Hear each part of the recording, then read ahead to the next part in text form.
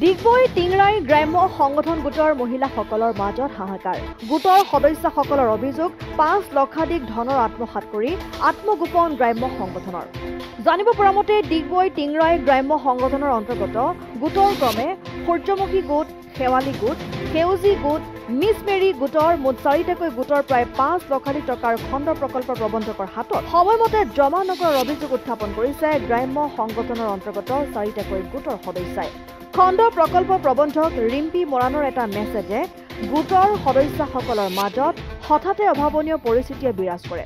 মেছেজত উল্লেখিত যে টিংৰাই পঞ্চায়তৰ পূৰ্ণিমা গ্ৰাম্য সংগঠনৰ অন্তৰ্গত সকলো আত্মসহায়ক গোটৰ সদস্যাক CLFৰ টকা সময়মতে পৰিশোধ নকৰাত গ্ৰাম্য সংগঠনৰ অন্তৰ্গত আটাইকেইটা আত্মসহায়ক গোটৰ সকলো সদস্যাই মুখ্যমন্ত্ৰী মহিলা ঔদ্যোগিকৰণ অভিযান, মুখ্যমন্ত্ৰী মহিলা উদ্যমিতা অভিযানৰ অনুদানৰ পৰা বঞ্চিত হ'ব।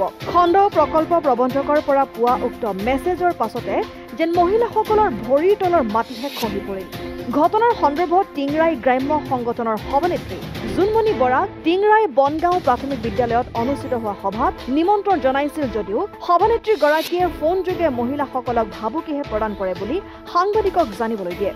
সভানেত্ৰী জোনমণি বৰাই গোটৰ সমূহ ধন যদিহে অতি শীঘ্ৰে পৰিশোধ নকৰে তেনেহ'লে আইনৰ কাষ চপাৰ কথাও সভাতে সিদ্ধান্ত গ্ৰহণ কৰাৰ বুলি জানিব পৰা গৈছে।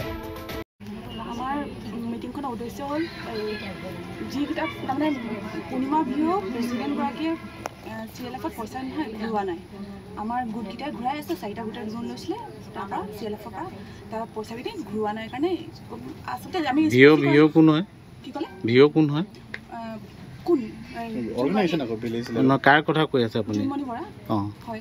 তেওঁ কি দায়িত্বত আছে? কি ক'লে? তেওঁ প্ৰেচিডেণ্ট। তেওঁ সেই পইচাটো ঘূৰোৱা নাই কাৰণে আমি তাৰমানে তেওঁৰ পৰা স্পষ্টীকৰণ কৰিবলৈ বিচাৰিছোঁ। তেওঁ যে কি কাৰণে ঘূৰোৱা নাই ইমানেই গোটেইকেইটা গোট সেইকাৰণে লগ হৈছিলে, তেওঁকো মতা হৈছিলে। পইচাখিনি যে ঘূৰা নাই, জমা দিয়া নাই, আপোনালোক কেনে গম পালে? আমাৰ নহয় গ্ৰুপত মেছেজ আহিছিলে, BPM বাইদেৱে মেছেজটো দিছিলে। কি নাম বাইদেউ? ৰিম্পী মৰাণ বাইদেউ। তেওঁ কি হয়? তেওঁ BPM হয়। BPM মানে ব্লক প্ৰজেক্ট মেনেজাৰ।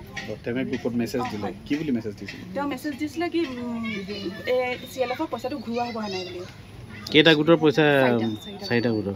আমাৰ গোটে 1.5 লাখ পাইছিলে, বাকীকেইটা গোটে 1 লাখ 1 লাখ। কেই মাহৰ পইচা দিয়া নাই বুলি কৈছে? এতিয়া তেওঁলোকৰ মতেতো 1 লাখৰ যোনে যোনে পাইছে তেওঁলোকে এটা কিস্তি আছেগে। নহয়, টোটেল কেই মাহৰ পইচা জমা হোৱা নাই? তেওঁ এতিয়া 4 লাখ অভাৰ ডিউ হৈ পিনি নহয় 1,44,000 দিয়া নাই। 4 লাখ অভাৰ ডিউ হৈ 1,44,000। 4 লাখ তাৰমানে লোন দিছিলে, 1,44,000 তাৰমানে তেওঁ ৰিটাৰ্ণ কৰা নাই। কেই মাহৰ টকা হ'ব এইটো? 5,45,000। কেই মাহৰ কালেকশ্যন কৰিলে আপোনালোকৰ? আমাৰ 10 মাহ।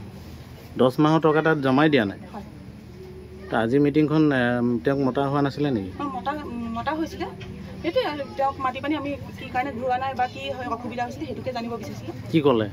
তেওঁ এতিয়া মিটিংখন 12 তাৰিখে নহয় মিটিংখন দিয়াৰ কথা কৈছে। টকাটো দিয়া নিদিয়া কথা কিবা ক'লে নেকি? তেওঁতো এতিয়া কোৱা নাই।